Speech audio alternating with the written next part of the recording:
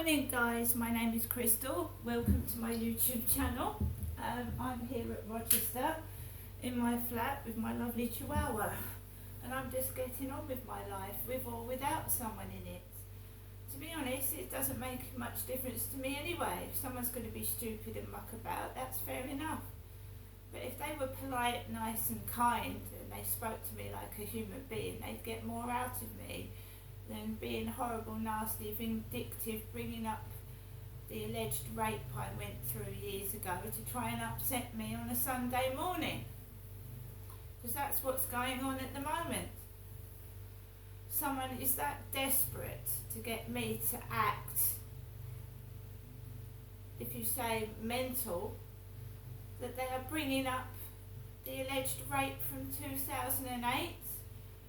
They are being sexual and provocative, and I'm not interested. I don't know them, and it's not working, is it?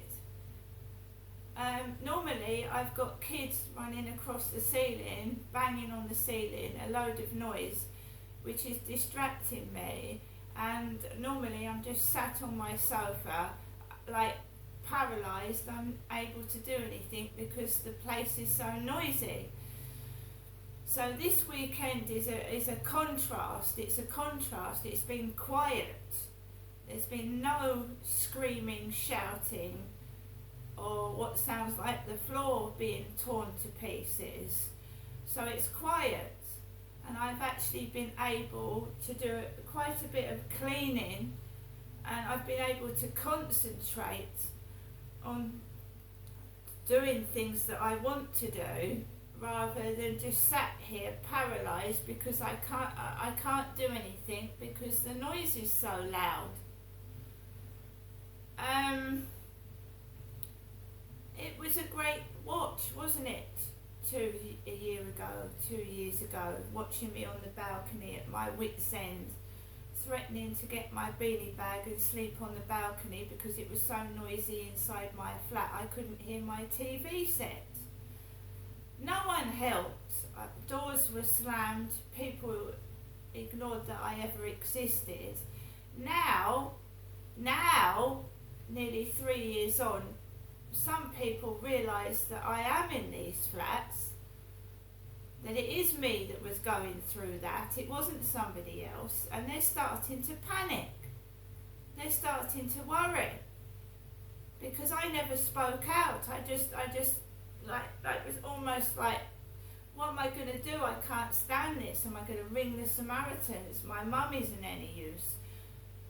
Because, I mean, when someone's depressed and they're upset, what do a lot of family members say? Pull yourself together. Get a grip of yourself.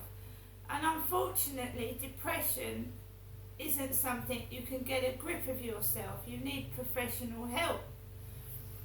That is why I went to the doctors a few days ago, because what I'm experiencing is now my periods are stopping and I'm leading up to the menopause, which is a full 12 months without a period, and I haven't had one for about 2 or 3 now. And I'm clocking it up because I don't want another period. I go through hell when I have a period. It's painful, it's bloody, it's sore, and I don't like it. So I haven't had a period for 3 months. And I'm getting used to not having one. I don't want another one. And while I'm not bleeding heavily and I'm in not an excruciating amount of pain, I don't think I need a Mirena coil. What I went to the doctors was for some expert information on how I can deal with mood swings during this awful time for a woman. It can be awful. Brain fog, depression, feeling that you're worthless. You want someone to turn around and take you out and say, oh my God, everything's going to be okay. Unfortunately, I live on my own. I don't have someone to bring me out of this. I've got to do it myself. When I was on the field the other day, I spoke to my mum, and it was It was getting on for 8 o'clock in the evening. It was getting dark. I was on my own walking around the field. I thought, oh, I'll speak to my mum for 10 minutes. I got boomed at and shouted down the phone, I'm going to bed, clock goes the phone, and I'm left to walk by myself with an earache as well as depression. It's hard. Another thing that's hard is, I watched my father slowly die. You remember your parents when you're a young child, right? You remember them taking you to school. You remember them being strong and positive and things like that. Well, not in my case, but most other people. But you remember them young, full of energy. My dad was a strong man. And then you slowly watch them decline. You slowly watch your parents decline. And it's upsetting. And it really is hard, especially at the moment, at the stage I'm in, coping with a mum that I feel has deteriorated so badly that I'm just a tool to shout at. And I haven't got any form of release. I've got nobody to talk to. I haven't got any counselling support. My doctors are useless. Useless. So I'm going up to my mum's and I want to help my mum, and when I offer to help, no, get away from that, don't take anything, don't touch this, don't take anything. And it's hard not to get angry because you're a human being, and when your elderly parent is shouting and is so bitter about what's happened, how my dad died and left her, and she's shouting all this kind of abuse at me, getting it out on me, and I've got no form of release, and it makes me ill, it gets me stressed. And then I was coming back here with all that noise upstairs, and it was crucifying me. So I went to the doctors thinking that I would get some help, you know. Oh, this is a number you can call, this and help. Not get fucking put through to a queer menopause site. So I was angry, I was upset, I felt so alone. What sort of doctor does that? If that's a real doctor, she would have gone through my notes and realised I was a woman and I didn't need a queer website. And then I had a homosexual delivery driver after that come up the stairs. And but he was homosexual. And it hurt me. I don't mind what orientation somebody is. I don't mind. I had a trans male wanting to turn into a female that came up to me in Primark a few months ago. So it was a bloke, a young man, that wanted to turn himself into a woman. And he struck off a conversation with me in Primark in Chatham. I'll speak to anybody. Anybody can be my friend. But I am a straight woman. And how many times do I have to say it for people to actually understand that that is the case?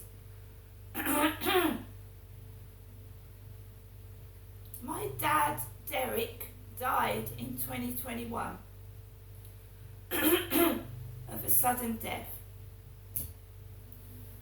Excuse me. And that's it. That's the end of it. Derek is dead. You can't resurrect him. You can't put someone else in his place. Derek is dead. And I've said to my mother numerous times, as long as you're keeping Dad's tablet active, you're keeping his mobile phones on, and you're not shutting down all his bank accounts, and you're not shutting down his email addresses, people are going to think Derek is still alive. And I'm not Derek.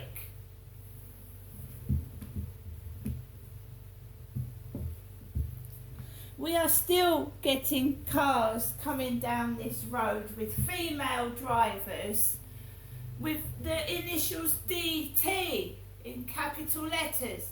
DT and a big X. And I'm getting all these kisses in my messages. And I'm Derek's daughter. DT stands for Derek Trower. JT, there's a car JT in Durrell Gardens. Jennifer Trower, isn't it? JT, DT.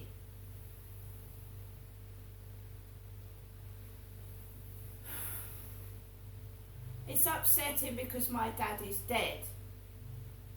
And for anyone to actually think that I was Derek, who used to beat my mum and do things to me, I think it's despicable.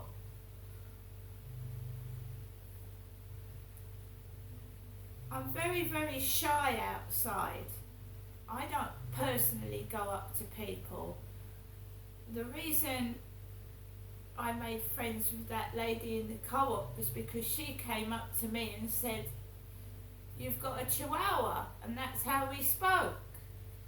It wasn't me going up to her. I don't do that. You know, some members of my family will go up to people. "Hello, I like your dress, how are you doing? Nice day." But I'm a woman, and I certainly wouldn't go up to a woman and say, "I like your dress," because I'm a woman.